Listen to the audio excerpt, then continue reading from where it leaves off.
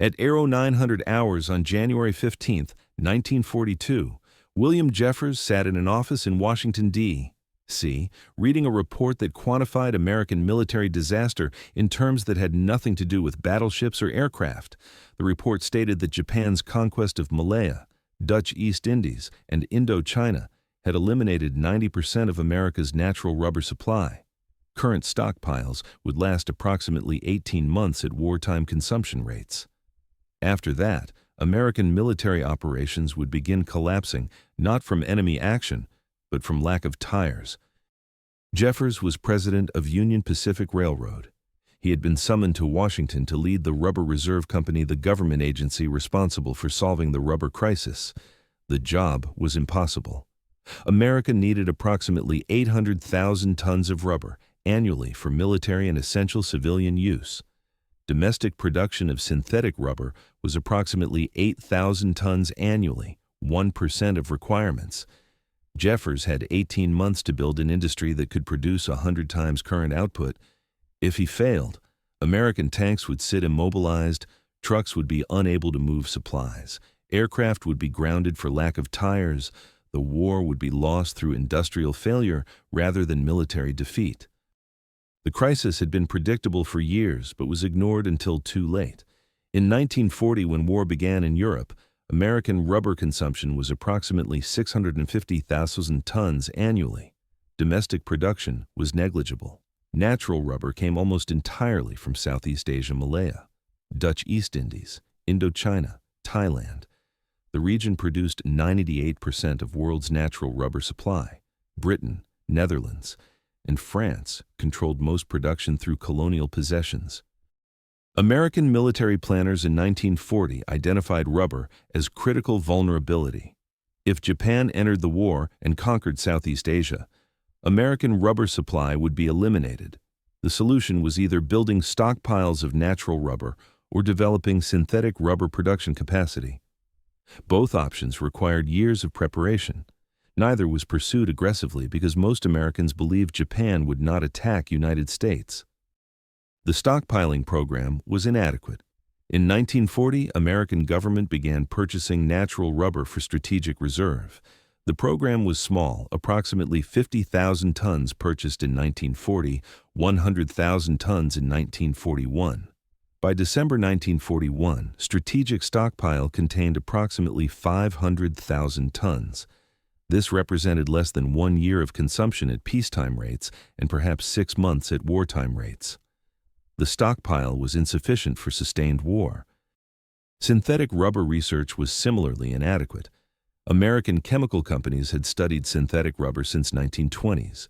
German scientists had developed synthetic rubber during World War I, when British naval blockade cut off German access to natural rubber.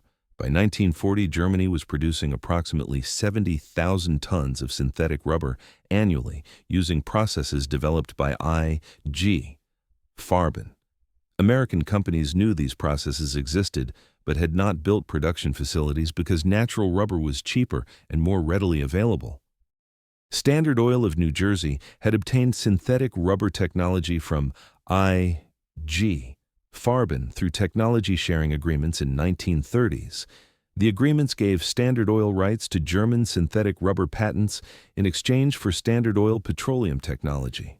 Standard Oil built small experimental synthetic rubber plant in New Jersey in 1940. Production was approximately 2,000 tons annually, enough for research, but nowhere near commercial scale. Other American chemical companies pursued different synthetic rubber formulations. Goodyear developed Chemigum, U.S. Rubber developed Ameripol, B.F. Goodrich experimented with various polymers, but none had built large-scale production facilities by December 1941. Total American synthetic rubber production capacity in December 1941 was approximately 8,000 tons annually, barely 1% of requirements. On December 7, 1941, Japan attacked Pearl Harbor. Within weeks, Japan conquered Malaya, captured Singapore, invaded Dutch East Indies, and occupied Indochina. By March 1942, Japan controlled virtually all Southeast Asian rubber production. American rubber supply was eliminated almost overnight. The strategic implications were immediate and catastrophic. Every military vehicle required rubber tires, every aircraft required rubber tires for landing gear. Ships required rubber for seals, gaskets, and hoses. Tanks required rubber for tracks and road wheels. Artillery used rubber for recoil mechanisms. Infantry equipment used rubber for boots, gas masks, ponchos. The entire military supply chain depended on rubber. American military planning in early 1942 calculated rubber requirements at approximately 800,000 tons annually. This included approximately 400,000 tons for military vehicles, 200,000 tons for aircraft, 100,000 tons for ships and naval equipment, and 100,000 tons for miscellaneous military uses, civilian essential services ambulances, fire trucks, police vehicles. Farm equipment required additional 200,000 tons annually. Total requirement was approximately 1 million tons annually. Available supply was 500,000 tons in stockpile, plus 8,000 tons annual synthetic production. The shortfall was approximately 500,000 tons annually. At current consumption rates, stockpile would be exhausted by mid-1943. After that, military operations would begin failing from lack of rubber. The crisis was quantified precisely. America had perhaps 18 months before rubber shortage paralyzed war effort. President Roosevelt recognized the crisis immediately. In January 1942, he established Rubber Reserve Company under Reconstruction Finance Corporation. The agency was authorized to build synthetic rubber plants using government funds, operate them until private industry could take over, and manage rubber stockpiles and distribution. William Jeffers was appointed to lead the agency in September 1942, after initial leadership proved inadequate. Jeffers was chosen because he had reputation as demanding executive who got results regardless of obstacles. Union Pacific under his leadership had become one of America's most efficient railroads. Jeffers was 60 years old, blunt, profane, and uninterested in political niceties. Roosevelt told him to build synthetic rubber industry as fast as possible, without regard for normal procedures or sensibilities. Jeffers took the mandate literally. The technical challenge was enormous. Synthetic rubber production required complex chemical processes operating at industrial scale. Natural rubber is polymer of isoprene, a hydrocarbon derived from rubber trees. Synthetic rubber is polymer of butadiene, a hydrocarbon that can be synthesized from petroleum or alcohol. Converting butadiene to rubber requires polymerization chemical process linking butadiene molecules into long chains similar to natural rubber. German synthetic rubber, called Buna, used butadiene polymerized with styrene.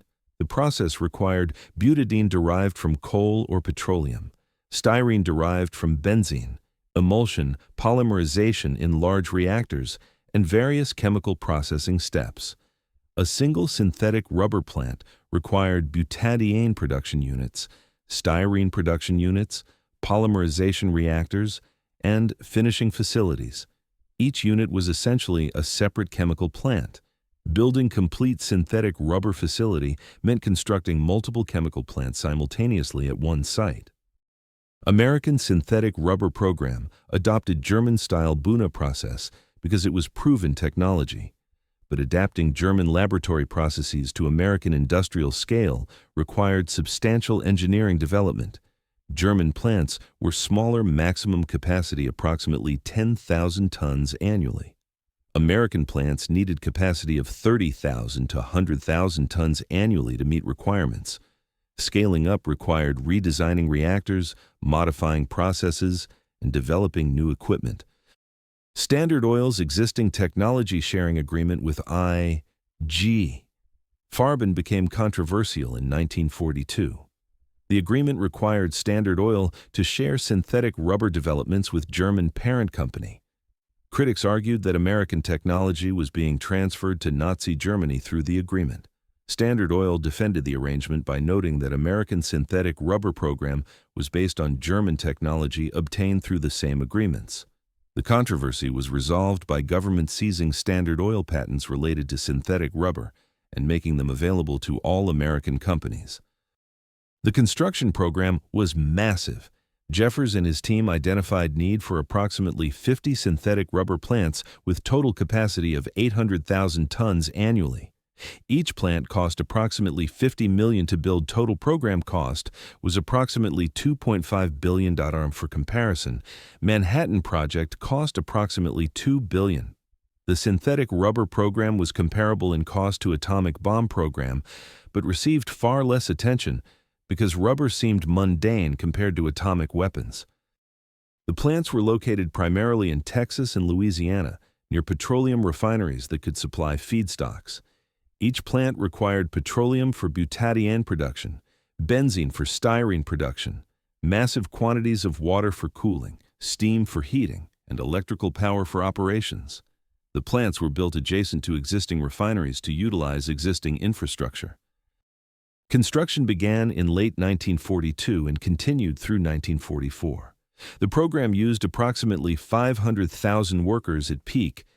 Construction workers built plants, laying pipelines, erecting reactors, installing equipment. Each plant required approximately 18 months from groundbreaking to production. The first plants began operating in early 1943. By mid-1944, approximately 40 plants were operational with total capacity approaching 800,000 tons annually. The scale was unprecedented. In 24 months, America built synthetic rubber industry larger than entire pre-war chemical industry. The construction consumed approximately 600,000 tons of steel, enough for 60 aircraft carriers. It required approximately 400,000 tons of concrete, 50,000 miles of piping, 200,000 electric motors, and countless valves, pumps, and instruments. The materials consumed by synthetic rubber program competed directly with shipbuilding, aircraft production, and other war programs. But construction was only part of solution. While plants were being built, existing rubber stockpiles had to be stretched to prevent exhaustion before synthetic production came online.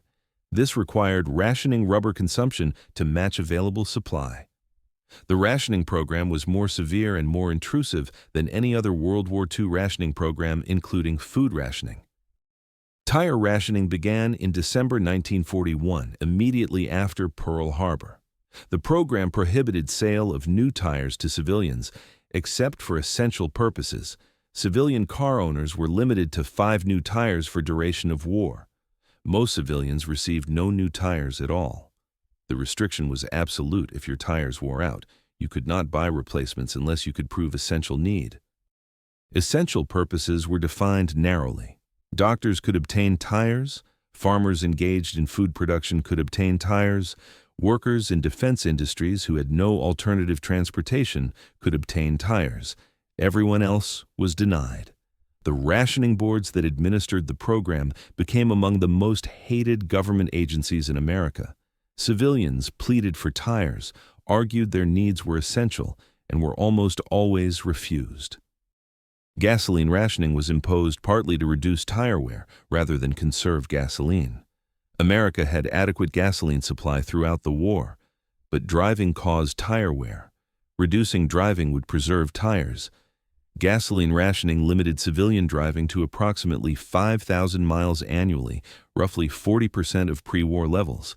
The reduction extended tire life proportionally. National speed limit was reduced to 35 miles per hour. The reduction was not primarily for safety, it was for tire conservation. Driving faster than 35 mph increased tire wear dramatically. Tests showed that driving at 65 mph wore tires twice as fast as driving at 35 mph. Reducing speed from 65 to 35 could double tire life.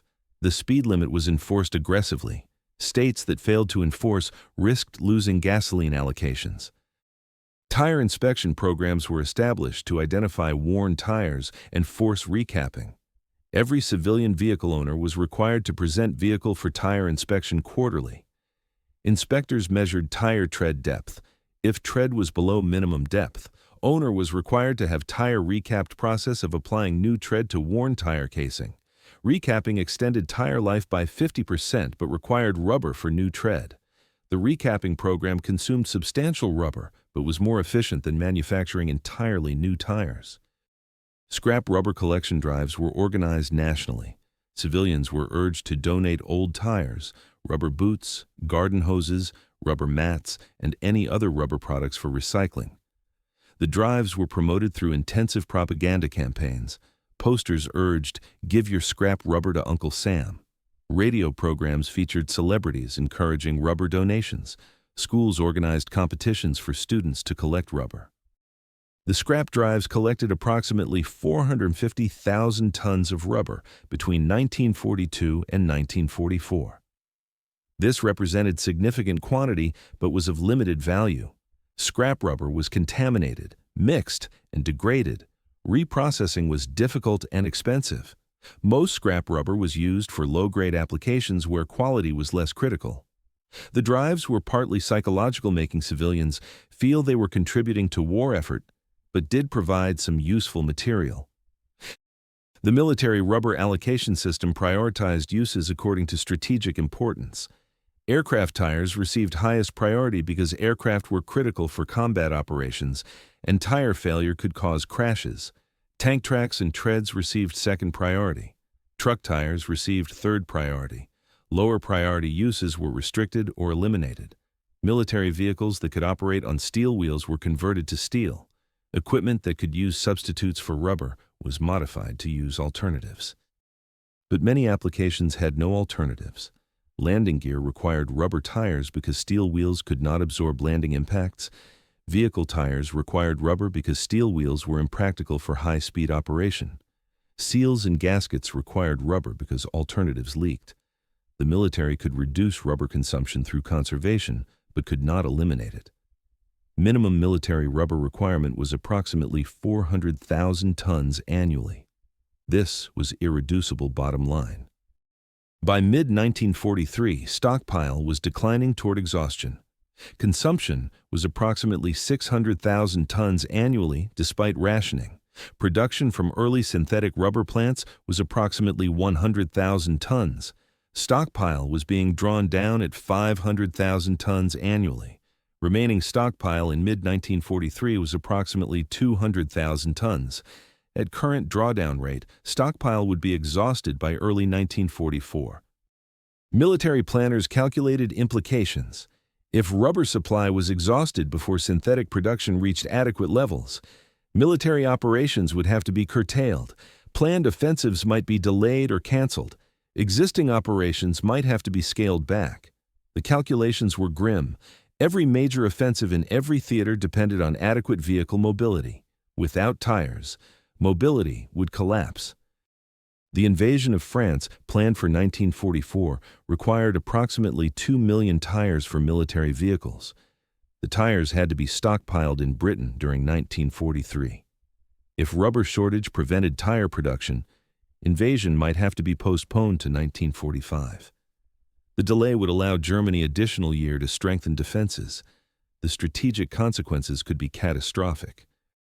Pacific operations were similarly dependent. Island-hopping campaigns required massive amphibious operations, moving equipment across oceans. Every landing required trucks, jeeps, and vehicles with working tires. If tire shortage limited vehicle availability, amphibious operations would be reduced in scale or delayed. The pace of Pacific campaign depended partly on tire availability. Jeffers pushed synthetic rubber construction with relentless urgency. Plants were built on accelerated schedules. Construction worked 24 hours daily. Equipment was installed as soon as delivered without waiting for plant completion. Early production began before plants were fully finished. The approach was inefficient, costs were higher, quality was sometimes questionable, accidents occurred frequently, but speed mattered more than efficiency. The first major synthetic rubber plant began production in April 1943. Located at Institute Combe, West Virginia, the plant produced approximately 30,000 tons annually. Production started with significant problems. Polymer quality was inconsistent. Equipment broke down frequently. Workers were inexperienced. But production increased steadily as operators learned processes and equipment was debugged. Additional plants came online through 1943 and early 1944. By end of 1943, total synthetic rubber production was approximately 200,000 tons annually. By mid-1944, production reached 600,000 tons annually. By end of 1944, production exceeded 800,000 tons annually. The synthetic rubber program had achieved its goal-building industry that could meet American rubber requirements without natural rubber imports. The quality of synthetic rubber was initially inferior to natural rubber. Synthetic rubber was harder, less flexible, wore faster, and performed poorly in cold weather. Military testing showed synthetic rubber tires wore out 30% faster than natural rubber tires. For many applications, this was acceptable. But for aircraft tires and some critical military uses, natural rubber remained superior. Chemists worked continuously to improve synthetic rubber formulations. Different polymer recipes were tested. Various additives were tried to improve properties. Mixing natural and synthetic rubber in various ratios produced blends with better properties than pure synthetic. By 1944, synthetic rubber quality had improved substantially. Tire wear rates approached natural rubber performance. Cold weather performance improved. Synthetic rubber became acceptable for nearly all applications. The economic impact of synthetic rubber program was substantial, but absorbed within larger war economy. The $2.5 billion construction cost was significant, but represented less than 0.5% of total American war expenditure.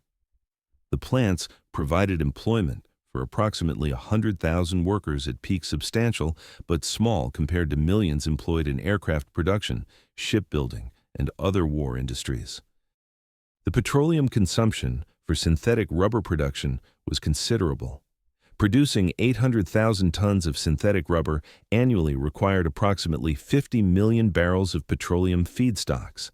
This represented approximately 3% of total American petroleum production. The consumption competed with aviation gasoline production, which also required petroleum feedstocks. But American petroleum production was sufficient for both synthetic rubber and aviation gasoline with capacity to spare. The program's success validated crash industrial mobilization as strategy for overcoming material shortages. When war began, America lacked synthetic rubber industry. Within 30 months, America built world's largest synthetic rubber industry capable of meeting all requirements. The achievement demonstrated that industrial capacity could be created rapidly when resources were committed and normal constraints removed. But the program also revealed costs of delayed preparation. If synthetic rubber plants had been built in 1940 instead of 1942, the crisis could have been avoided entirely. Natural rubber stockpiles could have been smaller. Rationing could have been less severe. Military planning would not have been constrained by rubber shortage fears.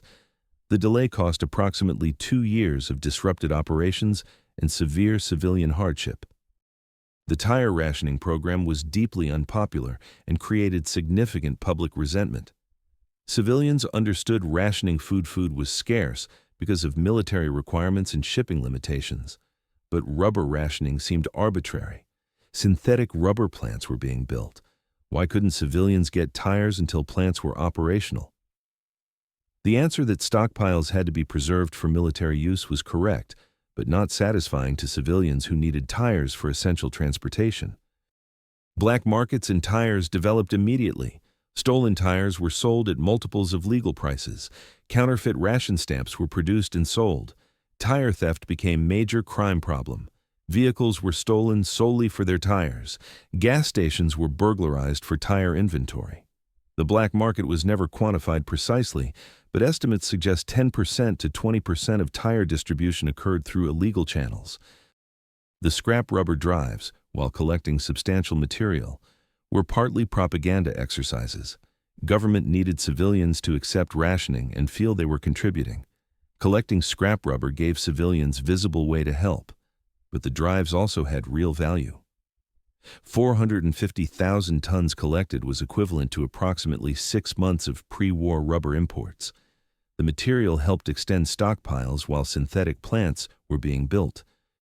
By 1944, the crisis had passed. Synthetic rubber production exceeded 700,000 tons annually and was rising. Stockpiles were stabilizing. Military requirements were being met consistently. Tire rationing remained in effect but was less severe. The immediate threat of rubber-induced military paralysis was eliminated. Post-war assessment concluded that rubber shortage came closer to crippling American war effort than any battlefield defeat. If synthetic rubber program had failed, military operations in Europe and Pacific would have been constrained significantly. The invasion of France might have been delayed to 1945. Pacific Island campaigns might have proceeded more slowly. The war might have lasted longer with higher casualties. The program's success was attributed to several factors. Government willingness to fund construction without limit was essential. Jeffers's management style, demanding, urgent, intolerant of delay, accelerated construction schedules. Industry cooperation in sharing technology and expertise allowed rapid scaling. Military cooperation in reducing rubber consumption through conservation extended stockpiles until synthetic production came online. But underlying success was industrial capacity. America in 1942 had steel mills, chemical plants, construction companies, engineering firms, skilled workers, and logistical infrastructure to build massive industrial facilities quickly. The synthetic rubber program required mobilizing existing capacity for new purpose. Countries lacking such capacity could not have built synthetic rubber industry on required scale in available time. The German example illustrated this. Germany had developed synthetic rubber in 1920s and 1930s. By 1939, German synthetic rubber production was approximately 70,000 tons annually. During the war, Germany expanded production to approximately 120,000 tons annually by 1943, but Germany could not expand further because of resource constraints, bombing damage, and competing demands. German synthetic rubber production peaked at 120,000 tons annually, approximately 15% of American production by 1944. Japan attempted synthetic rubber production but achieved minimal results. Japan lacked petroleum feedstocks, chemical industry infrastructure, and engineering capacity to build synthetic rubber plants. Japanese synthetic rubber production through entire war was approximately 15,000 tons, total less than 2% of American production. Japan's rubber shortage was never solved. Japanese military operations were increasingly constrained by tire shortages from 1943 onward. Britain relied partly on American synthetic rubber, supplied through Lend-Lease. British chemical industry built some synthetic rubber capacity, but production was limited approximately 30,000 tons annually by 1944. Britain's primary rubber source remained natural rubber from India and Ceylon territories Japan never conquered. British rubber situation was less desperate than American situation because Britain retained some natural rubber access. Soviet Union received natural rubber through Lend-Lease shipments from America. Soviet synthetic rubber program was limited. Soviet Union had developed some synthetic rubber capability in 1930s, but production was small. During war, Soviet rubber requirements were met primarily through American Lend-Lease supplies. The supplies included both natural rubber from American stockpiles and synthetic rubber from American plants. The synthetic rubber program's legacy extended beyond World War II. The plants built during war became foundation for post-war petrochemical industry. After war, plants were sold to private companies and converted to produce various synthetic polymers and plastics. The technology developed during crash wartime program became basis for modern plastics industry. The program also influenced Cold War industrial planning. Military planners recognized that industrial capacity determined strategic capabilities. Synthetic rubber experience showed that critical material shortages could be overcome through rapid industrial construction if resources were committed. The lesson influenced planning for other strategic materials: titanium for aircraft, rare earths for electronics, uranium for nuclear weapons. Tire rationing ended officially in December 1945. The end was celebrated nationally. Civilians who had been limited to 5 tires for 4 years could finally purchase new tires freely. Tire manufacturers ramped up production for civilian market. The massive synthetic rubber production capacity built for war was converted to peacetime production. America's rubber shortage was permanently solved. The economic efficiency of synthetic rubber compared to natural rubber improved over decades. In 1945, synthetic rubber cost approximately 50% more to produce than natural rubber. By 1970, synthetic rubber was cost competitive with natural rubber. By 2000, synthetic rubber was cheaper than natural rubber for many applications. The wartime crash program had created industry that eventually surpassed natural rubber economically. The strategic lesson was that material dependence on foreign sources created vulnerability that could be exploited by adversaries. America's dependence on Southeast Asian rubber was strategic weakness that Japan exploited ruthlessly. The exploitation nearly succeeded in paralyzing American military operations. The lesson influenced post-war policy toward strategic materials. Domestic production capacity was maintained even when foreign sources were cheaper. Stockpiles were accumulated for materials without domestic sources, and alternative technologies were developed to reduce dependence on scarce materials.